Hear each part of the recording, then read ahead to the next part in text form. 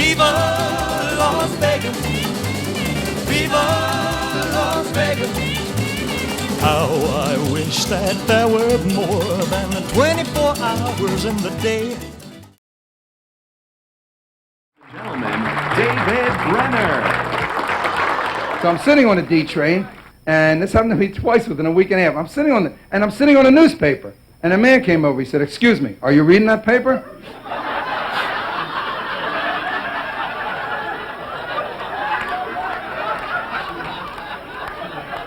I didn't know what to say. What are you going to say? You're nearsighted? I know what to... I didn't say anything.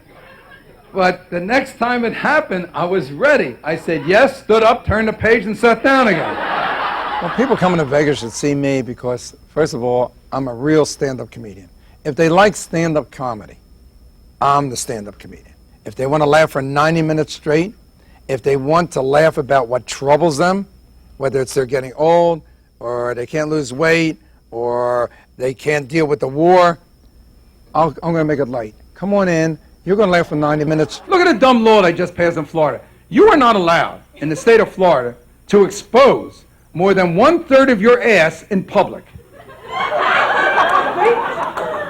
So now they got to round up all the cable repairmen. Plumbers are afraid to go out at night. I've been playing Las Vegas since I'm a kid. I came here in March of '71. And I was only a comedian a little over a year. And there was a difference. You know, there was a mob ran it, and now it's corporation. There's always been an excitement here. It's been a fascinating town.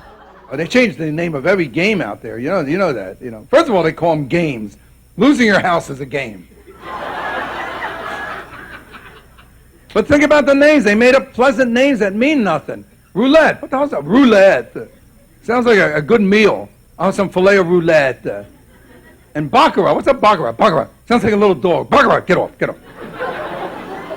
Even Keno. Keno's like a foreign greeting. Keno. Keno. The only one named right out there is crap. Right? The minute you hear it, you know exactly what's going to happen here. You know, I'm one of these guys that almost anything's funny to me. I have always seen things to another eye. My father started it. My father said there's something funny in everything. When NASA first started sending up astronauts, they quickly discovered that ballpoint pens would not work in zero gravity. To combat this problem, NASA scientists spent 10 years and $12 billion developing a pen that writes in zero gravity, upside down, on almost any surface, and at temperatures ranging from below freezing to over 300 degrees centigrade. The Russians used a pencil. And my father was a numbers writer in Philadelphia, a bookie numbers writer. And I knew what he did. He made no bones about it. He had legitimate jobs to cover. And my mother was shopping, and there was a knock on the door, and I went to the door with my father. And I was then 5 years old, and there were two men there in suits and ties, so I knew right away they're not from the neighborhood. The only time you saw a guy dressed like I am right now is if he's laying there like this. Yeah. So they were FBI agents, and they showed their gold shields. And I thought, oh, wow, my father's in trouble. And he said, may I help you? He said, Mr. Brenner? He said, yes, I'm Mr. Brenner. They said, we want to talk to you about the Tartucci family. My father said, I'm sorry, I don't know any Tartucci family. They said, how long have you been living here, Mr. Brenner? He said, we've been here about 3 years. They said, Mr. Brenner, the Tartucci family lives 2 doors down from you. My father said, when we leave the house, we always go this way. I knew then, I'm living with a genius, a madman, but a genius. Really, you're sitting out there gambling at the tables, you don't even realize how much time goes by. All of a sudden, you got a mustache, you don't know where the hell it came from. Same thing for you men.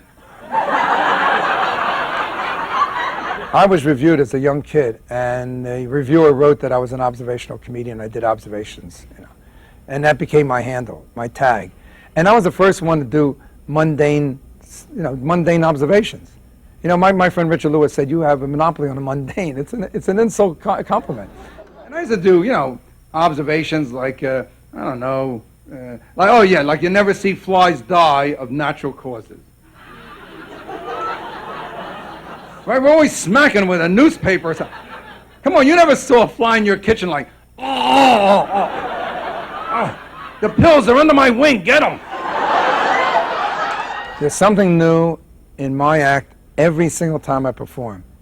And I would say in the evolution of the act, what I'm doing in the beginning of January, I'm not doing by the end of February, beginning of March. And what I'm doing then, I'm not doing by May. And by then, so maybe I do 90-minute shows, so maybe I do four or five 90-minute shows a year. And I think I'm doing something very dumb, because my main source of information comes from newspapers. And I read that 42% of the American people do not believe anything they read in the paper. But I read that in the paper.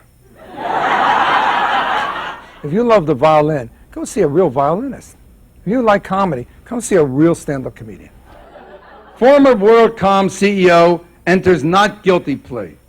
All right, and that's Bernie Edwards from WorldCom. He says he's not guilty. He's not involved in the $11 billion accounting scandal. And he posted bail, $10 million.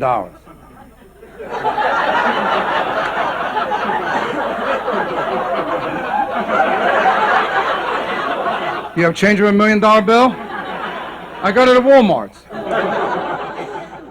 After someone sees my show, the main thing is that they got away from their problems or the problems of the world for 90 minutes. That's number one. They escaped, even for 90 minutes. Then there's a residue.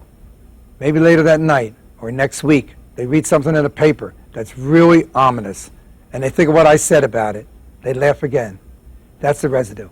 And that's very important. Oh, there's another law they're trying to the women are picketing down there to pass a law.